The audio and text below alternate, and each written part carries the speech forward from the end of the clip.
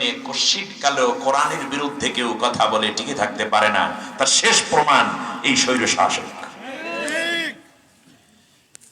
আজ ভূমিকায় আমি শুধু এই কথাটুকুই বলে রাখতে চাই, যদি আল্লাহর কোরআনকে বন্ধ করার জন্য আবার কোনো প্রেতাত্মা কিংবা বাকশাল অথবা স্বৈর শাসকের আশীর্বাদ নিয়ে আবার ক্ষমতায় এসে আল্লাহর কোরআনকে নিষিদ্ধ করার কোনো হীন চক্রান্ত করেন, তাহলে ক্ষমতার ঘ্রাণও যেমন তারা পাবেন না, আর আসার পরে এদের পরিণতি যা হয়েছে তার চেয়ে জঘন্য পরিণতি তাদের ভোগ করতে হবে।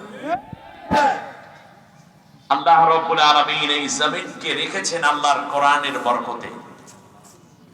এই কোরআন, এই জমিন ভালো থাকবে আল্লাহর কোরআনের কারণে, আর না হলে বিশ্বের বলতে গেলে চতুর্থ শক্তিধর একটি রাষ্ট্র আমাদেরকে গিলে ফেলে পেটের মধ্যে নিয়ে ছিল।